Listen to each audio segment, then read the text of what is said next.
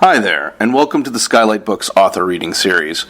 If you'd like to learn more about us and our many upcoming author events, please visit skylightbooks.com, where you can browse our inventory, buy books, and join our Friends with Benefits Club.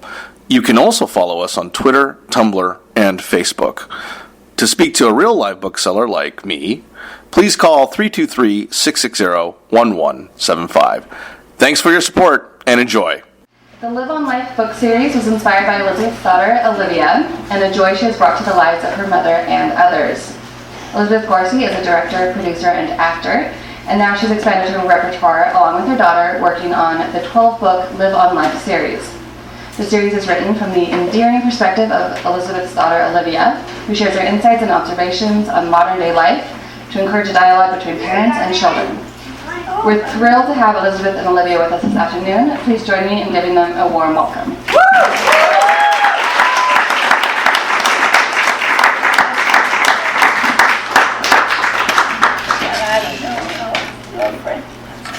Hello. Thank you so much for coming, first of all, and I hope you have some different treats and juices and coffee.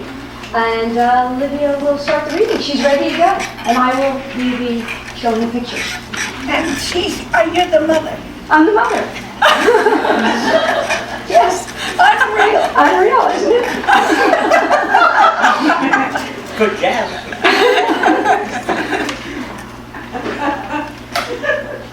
Liv On Life, third book in the series, Read, Read, and Read. To Olivia's grandma, who always loved books, and to Olivia and Bowie, who are sharing that love with the world.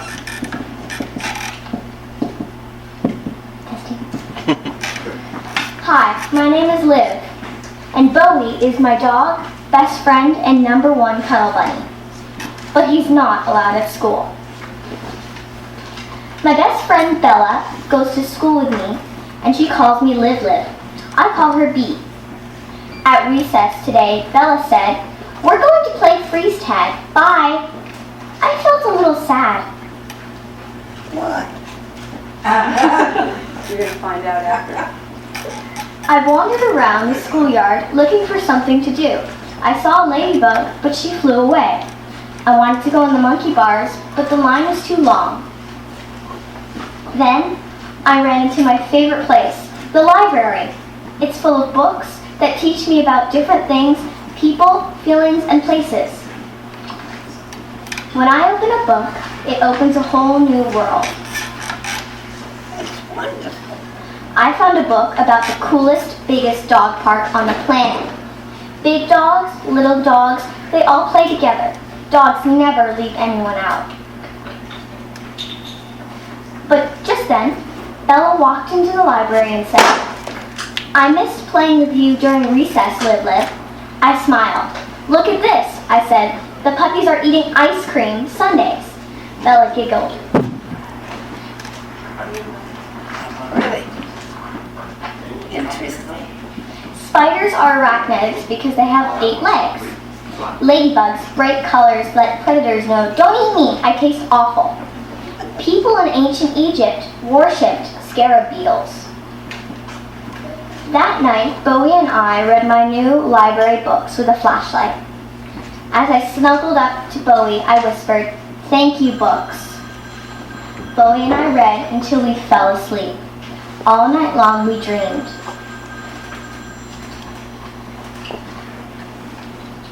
The end.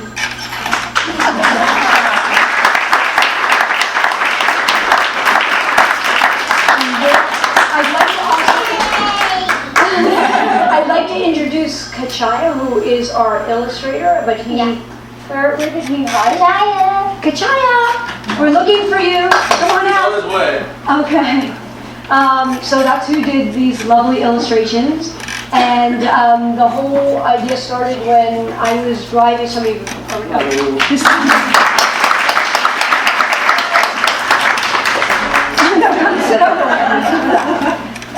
The whole book series started when Olivia was barely 3 years old, and I was driving in the car. And as we know in LA, and some of you have already heard this story, so bear with me. There's a lot of traffic, and so I was making these noises, going, "Oh." So in the back seat, I hear, "This is silly." and I turn around and she's in her car seat and I'm like, who's she talking to? Well, she's looking out the window and turns to me and says, look at those beautiful roses. I'd like to smell them. You need to enjoy. And I was like, where did you come from? So I'd like to open it up to some questions. So, okay. Wait, what? What inspired you to write this book? Well, after that happened, my mom wanted to kind of make a book about my sayings called Livisms, because she felt that the world needed to be more aware to that. We need to hear a child's authentic voice. You don't just see a child, you have to listen to them because they are the future. So that was our inspiration. And because our Livism books didn't work out exactly, we didn't feel that that was the right thing to do. They were too much like one-liners. Yeah. So we came out with a picture book.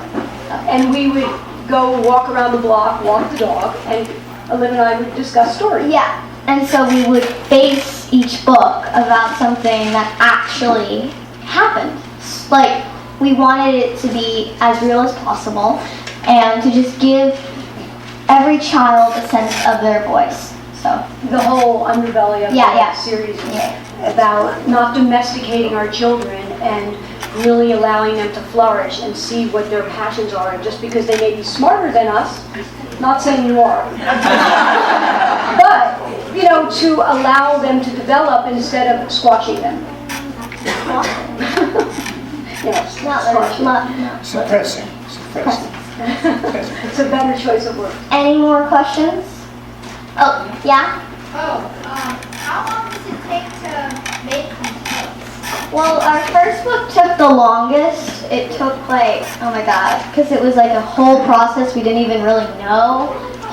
We had to find an illustrator, we had to find our printers, we had to make our design, we had to make our logo, we had to make the whole thing. So that took about A long time. About like 2 years to sort of 2.5 develop. though. 2.5. 2.5. Yes. But yeah, and then We went through like 700 artists. Again, where's Kachai hiding? Are you hiding? Yes, he's hiding. Okay, but he's here. he's So a hand-drawn artist, and that makes him really. yeah, he does every illustration by hand, which is really That beautiful. took a long time, didn't it? Yeah. It's sure not bad. I wouldn't mind if I was a boy. I could work with you. She's a little young right now. Well, Okay, I was just gonna say, And I'm not only a woman, Yeah. you are a girl, Yes. and different sexes. Got a lot of obstacles, but I bet you could. question. Yes, so what is it that you would say you've learned from doing these books? I guess that I've learned, oh my god, that's really hard. Wait, I'm thinking. Guess I've learned that it's important to not only be ourselves, but if we want to, since the children of the world are the people who we need to start educating, because they are the future, and they are the future people who are going to impact change. So. And what does reading mean to you, Olivia? Reading is a really important part of my life that I do almost every single day of my life. But it's really important to me because it's such a creative outlet for me to just read through someone else's perspective and understand new concepts, and our kind of like our saying is that a book can be a friend and make a friend, which is really true. Yeah. Very wise of you to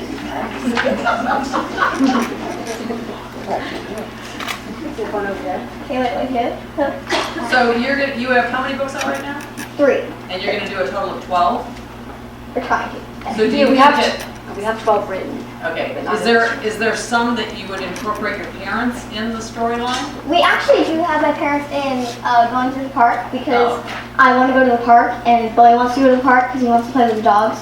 and my parents are like in this swarm of wires and technology and everything, and it's kind of a message we need to actually go to the park, not just look at one through a screen. So, yeah. Very wise. Thank you. I understand that you are also a musician. Will any of your books focus on music? Well, I think that's definitely maybe a future thing that, well, there's so many possibilities, but that's definitely one of my main passions. So I'd actually love to make a book about that. And bringing up that, we have Dr. Blackstone, who's the artistic director of the National Children's Choir, who Olivia. Well, yeah, so, yeah. Yes. You said you were going to tell us why you were sad when your friend went to play freestyle. Okay, I was sad because I had nobody. I was really kind of coming to school. I wanted to play with my best friend. And I felt a little left out because she was going and playing freeze tag with someone else. And it didn't really seem like I was invited. And so I went to a book for help, and that really helped. Good for you. Thank you. Other questions? Oh. All of your books real stories or? Yes, they're all based on real stories. So. But we changed. We changed them a tiny bit, but mostly all real stories. Yeah. See, like we have sort of a real dog, it's a cousin.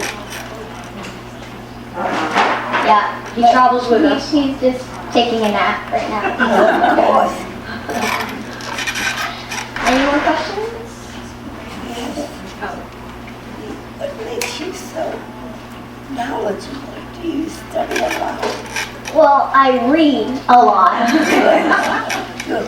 Yes. Well, I admire you for that. Thank you.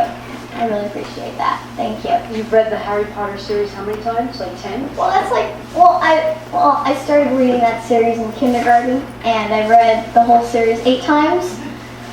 Yeah. Liv, I have a question. What are your aspirations? Do you want to be an author when you grow up as well? Okay, so I find it very hard to keep on rewriting something because I'm so set on the thing that I just wrote. I'm like, done, it's done. So I don't really think an author, musician, artist, or maybe a journalist, but other than that, I don't know. Good choice. Wise. Wise. Wait, what? It's wise of you. Thank you. Because then you won't be confused if you seem to want something else, different direction. Thank you. Like your mind, young lady. Thank you. It's a little bit off subject, but can you tell us what you're doing with the children's choir? Well, we rehearse every Sunday, and we just finished sort of our 3 main, we had 3 main, performances, thank you. And we're going on tour in the summer to Europe, and I wrote and arranged a song. Did the words in the melody. Oh, okay. And so I arranged that, and it's called Look to the Light because the main message of it is hope and how we all need hope. Yeah. So that was performed by the NCC. Yeah. And you Why? wrote that song? Yes, I At what did. age and arrangement? Yes. Well, you had help. Well, I had help arranging it with Dr. Ian Krauss. And Dr. Glass. Yes. Is your song on iTunes or? No. YouTube or- Not yet. It will be. We're working on it. A music video, if anybody would like to. Yes. Suppress. It's the opposite. I work with preschool parents, Yeah. and I wonder if you have some words of wisdom for them about reading and their children. Well, reading, I think, reading is actually a big word that people kind of, Go over. well, okay, so reading, I think sometimes people forget what the actual meaning and sort of definition of reading is. Reading, to me, my definition, is when you you go to another place and you're not doing it just to do it. You're not doing it as homework. You're not doing it as a chore. You're not doing it because your teacher says so. You're doing it because that makes you happy. And when I read, it's because reading makes me happy. So we all have our own books that we read that make us happy. So, yeah. Well said. Thank you. Anybody else? Good? Yes, well, thank you so much for coming. We hope that you will have some food. There's lots of food. Take it home with you. And there's juices, and there's And you can also come and meet. and there's long shot coffee. You can also come and meet our mascot here. It's very adorable. But yeah. Thank you so much, really, for coming out on Sunday.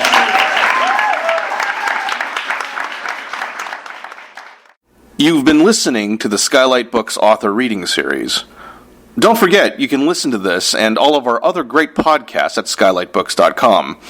Thanks again for stopping by, and we hope to see you soon.